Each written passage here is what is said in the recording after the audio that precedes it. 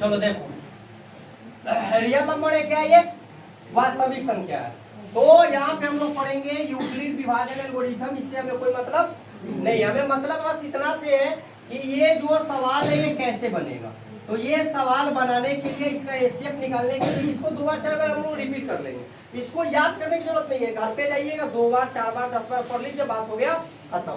जैसे है कि यूक्लिड विभाजन प्रमेयिका का प्रयोग करके जब 2 अंकों वाला, ठीक है, 2 अंक वाला लिखा है, इसका मतलब नहीं है 2 अंक वाला होगा, 3 अंक वाला भी हो सकता है। हो सकता है आपको 2 दे दे, 9 दे दे और 12 दे दे और इसका निकालने के लिए बोले, तो कोई दिक्कत नहीं। एक बार इसको निकाल लो और इससे जो एचसीएफ आएगा, क्या आएगा, एचसीएफ आएगा। और जो एचसीएफ आएगा उससे क्या करिए, इस दोनों को निकाल लीजिए, एचसीएफ आएगा, वो जो आएगा वही उसका आपका क्या हो जाएगा, एचसीएफ हो जाएगा। बात क्लियर। मतलब ये जरूरी नहीं कि 2 अंक वाला ही कोई संख्या होगा, ये आपको 2 अंक से 3 अंक वाला भी हो सकता है, ठीक है। तो एचसीएफ अगर इस तरह का निकालना हो तो एक ही तरफ की प्रक्रिया बार बार क्या किया जाता है, दोहराया जाता है, ठीक है। दोहराने का मतलब रिपीट किया जाता है। उसके बाद है कि पूरी प्रक्रिया जो होती है दोहराया जाता है, उसी को हम लोग क्या बोलते हैं, यूक्लिड विभाजन एल्गोरिथम बोलते हैं, ठीक है। जैसे ये दिखाई दे रही है, अरे दिखाई दे रहा है 138 और ये क्या है 36 है। कहने का मतलब है कि ये दिमाग में रखना है कि भाई दोनों में बड़ा कौन है, क्योंकि हमेशा भाग किससे लगता है, भाग अगर करना होगा तो बड़ा वाला से छोटा वाला में कि छोटा वाला से बड़ा वाला, छोटा वाला से बड़ा वाला में भाग करोगे। तो अगर भाग करोगे, क्योंकि कभी भी हम लोग छोटा वाला में बड़ा वाला से भाग नहीं कर सकते हैं। तो कहने का मतलब ये है कि यहाँ पे आपको क्या दिया हुआ है, 138 और 36, ठीक है। यहाँ पे आपको 225 196 भी दे सकता है, कुछ भी दे सकता है। कहने का मतलब 138 है। तो क्या करेंगे, अब बहुत ऐसे टीचर होते हैं जो चरण नहीं लिखाते हैं। चरण की कोई जरूरत ही नहीं है, चरण क्यों लिखते हो भाई, नंबर नहीं मिला, बिल्कुल नंबर मिलता है भाई। अगर हम चले यार सीधा चले या टेढ़ा चले, नंबर मिलेगा। चरण लिखो या चरण नहीं लिखो कोई मतलब नहीं है, लेकिन अगर चरण लिख देते हो तो घाटा क्या, पैसा तो नहीं लगता है। तो कहने का मतलब है 100 क्या है 38 है। तो कहने का मतलब है अगर 36 में आपने कितना से मल्टीप्लाई किया, 3 से मल्टीप्लाई किया और 30 जोड़ा तो कितना है 138 आया। उसके बाद देखो कि तुमको ये कितना, यहाँ पे कितना दिया हुआ है 36 दिया हुआ है। ये 36 फिर यहाँ आता है, फिर 36 को इस जो ये दिया हुआ है, क्या ये बीक्यू जोड़ा आता है, ये क्या है आपका आर है, शेष है ना। ये शेष से फिर भाग करते हैं तो 30 से कम 30 जोड़ 6।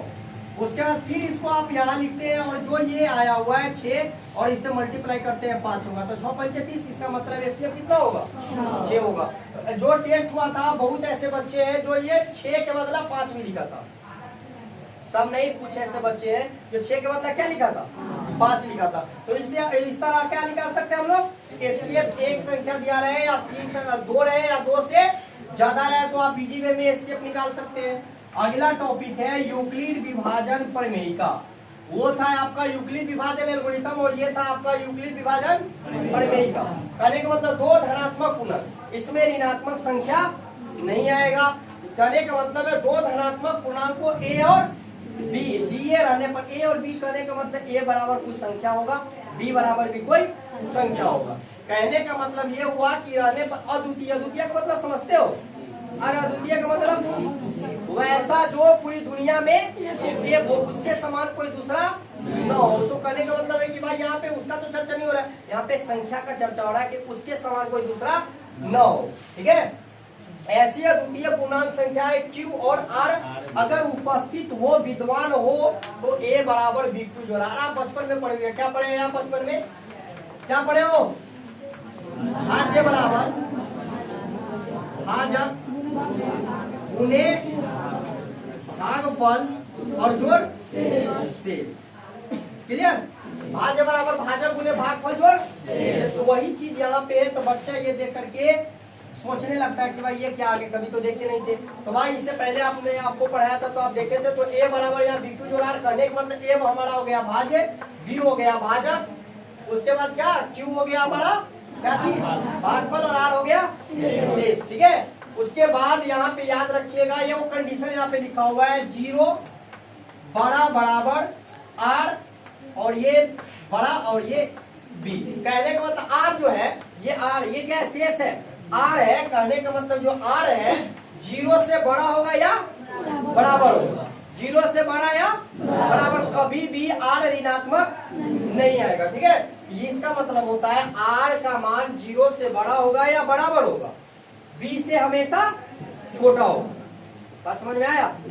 ये आर का मान 0 से बड़ा या बराबर और बी से हमेशा छोटा होगा, यही होता है हमारा यूक्लिड विभाजन प्रमेय का, ठीक है। आगे आपको अंक गणित का आधारभूत प्रमेय, तो ये आपको एग्जाम में पूछ सकती है, ये आप याद करके रखिएगा।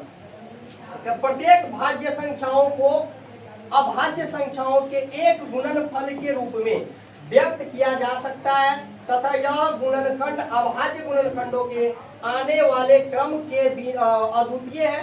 कहने का मतलब है कि ऐसी संख्या जो छोटे छोटे खंड में बांटते हैं, जैसे मान लेते हैं कि अगर आपको दिया हुआ 12, क्या दिया हुआ है 12, तो इसको खंड खंड में बांटना है। कैसे बांटेंगे? तो भाई 2 होगा, 2 होगा, उसका क्या आएगा 3 आएगा, तो ये इसका क्या हो गया भाज्य गुणनखंड। कहने का मतलब ये कि 3 दूना 6 दूना 12। अब भाई 12 जो है किस किस से कटेगा उससे हमको मतलब नहीं, एलसीएम निकालेंगे और एलसीएम निकालने के बाद जो आएगा उसको हम लोग मल्टीप्लाई के द्वारा लिख देंगे, वही हमारा क्या हो जाएगा अंक गणित का आधारभूत प्रमेय। समझ में आया? अरे बुझाया जी। चलो कुछ उदाहरण बनाते, लिखो तो, क्वेश्चन लिखो तो, क्वेश्चन लिखिएगा।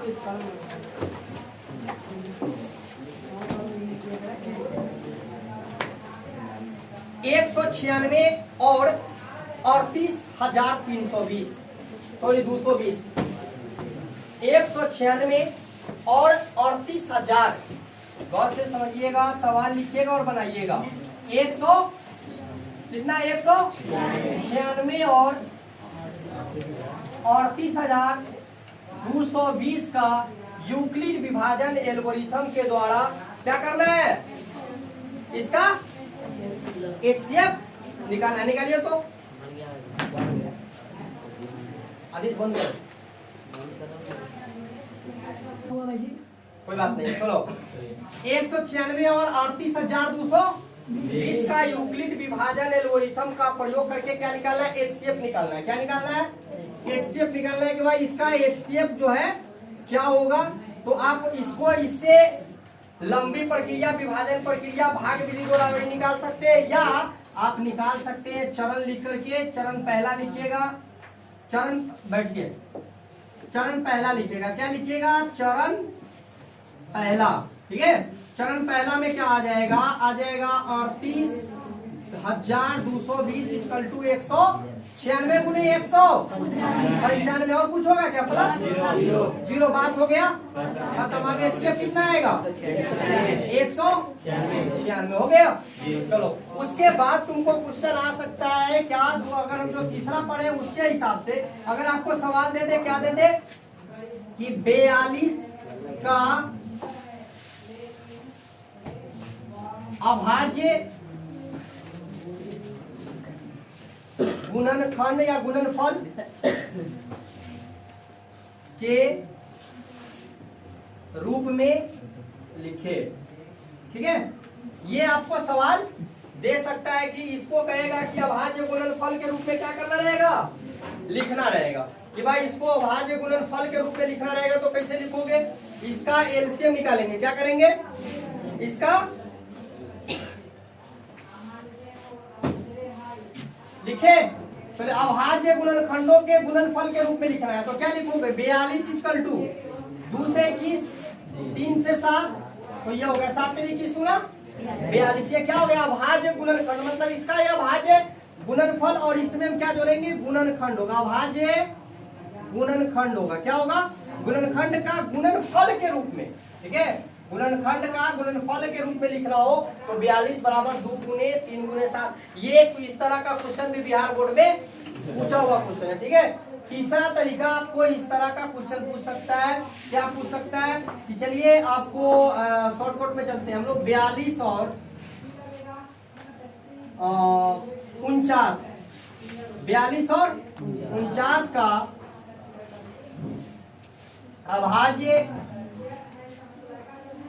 गुणनखंड के रूप में, तो या भाज्य गुणनखंड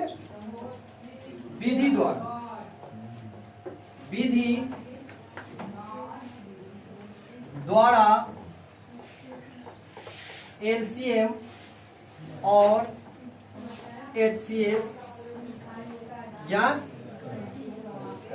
कुछ नहीं करना है। क्या करना है, इसका सबसे पहले क्या कर लेंगे, इसका निकाल लेंगे 42 इजकल टू क्या आएगा जी, 2 गुने 3 गुने 7 हो गया 49 है। क्या है 49 है, तो 7 गुने 7। देख लो दोनों में उभयनिष्ठ कौन है, दोनों में उभयनिष्ठ 7 है। क्या है 7 है, तो आपका एचसीएफ क्या आ जाएगा 7। एलसीएम निकालना है, तो भाई उभयनिष्ठ 7 है, बच गया 2 बच गया 3, तो 3 गुना 6 7 6 42। ये क्या होगा आपका एलसीएम होगा। तो ये 3 तरीका का सवाल आपको याद रखना है जब तक कि आप मैट्रिक पास न कर जाते हैं। ठीक है।